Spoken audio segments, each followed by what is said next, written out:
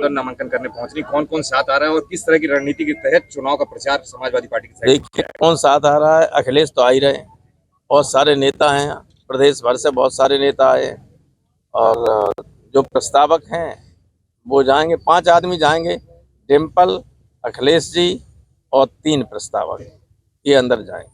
Sir, इस बार लोकसभा चुनाव में देखा जा रहा है मुद्दों की बात नहीं हो रही। एक तरह से विपक्ष बोल रहा है कि सरकार मुद्दों पे बात नहीं करी, वहीं सरकार कह रही है कि विपक्ष के पास कोई मुद्दा नहीं है। विपक्ष का मुद्दा ही मुद्दा है। असली मुद्दा तो विपक्ष का सबसे बड़ा मुद्दा है कि ये सरकार संविधान बदलने की कोशिश कर रही है और आ जाएगी सत्ता में संविधान बदल देगी। आपने कर्नाटक के उस 5 बार के बीजेपी के एमपी का बयान सुना होगा जिसके बाद टिकट कट गया, लेकिन उसके बाद नाथूराम मिर्धा की बेटी कीर्ति मिर्धा जो राजस्थान से बीजेपी के उम्मीदवार है उसका भी वीडियो देखा होगा कि संविधान बदलने की कह रही। अभी 3 दिन पहले अलीगढ़ से बीजेपी के उम्मीदवार सतीश गौतम है, उनकी जनसभा में बीजेपी की एक महिला नेत्री मधु मिश्रा ये कह रही कि संविधान इसलिए बदलना जरूरी है और बदलेंगे क्योंकि जो लोग हमारी जूतियां साफ करते थे वे हमारे बराबर बैठने लगे। और कल ही अयोध्या से जो उम्मीदवार हैं बीजेपी के लल्लू सिंह, उन्होंने कहा कि 400 पार की बात इसलिए की जा रही, हम कर रहे हैं ताकि 400 जब जीतेंगे तभी संविधान नया बनाया जाएगा, ये हटाया जाएगा। तो इससे बड़ा मुद्दा तो कोई हो ही नहीं सकता। अच्छा, बीजेपी ने जयवीर को उतारा, यहाँ पे कैबिनेट मंत्री हैं, किस तरह के प्रतिनिधि को देखते हैं आप? कोई नहीं, सबसे कमजोर मंत्री होता है हमेशा उम्मीदवार, ध्यान रखिए, इतिहास इस बात का गवाह है।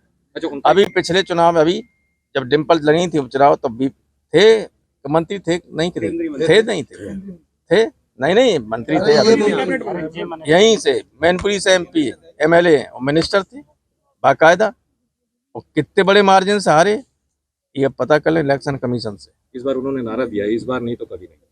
तो कभी नहीं सही है, ही इज राइट, कभी नहीं, कोई प्रश्न ही नहीं है। कल केशव प्रसाद मौर्य जी ने बोला है कि अगर हम इस बार 400 पार आते हैं तो संविधान बदल देंगे। और समाजवादी की साइकिल जो है पंचर कर दिया। ऐसा है, वो साइकिल की जो है पंचर होगी, जो साइकिलें चलती हैं वे हम उनको ऐसा कर देंगे पंचर जोड़ने के काम करेंगे सड़क चौराहे बैठ के। डिप्टी सीएम केशव प्रसाद ने जबरदस्त हमला करते हुए राष्ट्रीय अध्यक्ष के ऊपर हमला किया। ऐसा है कि केशव प्रसाद, माननीय केशव प्रसाद जी को कोई नोटिस ही नहीं ले रहा है, खामखा चिल्लाते, वो तो इसलिए चिल्ला देता है कोई टीवी वाला कह दे, उनको बाबा बैठने नहीं देता है बगल में।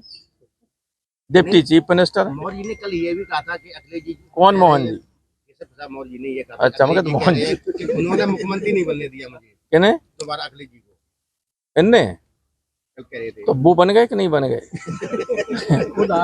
ऐसा है, उनकी इन्हीं बातों की वजह से हमने तय कर लिया था इसको चुनाव नहीं जीतने देंगे, चुनाव हरा दिया।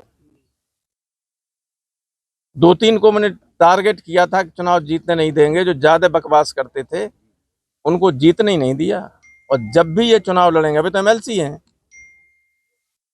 अगर डिप्टी चीफ मिनिस्टर से इस्तीफा देके अपने किसी एमएलए से इस्तीफा दिलवा के चुनाव लड़ें तो हम बता देंगे क्या है समाजवादी पार्टी।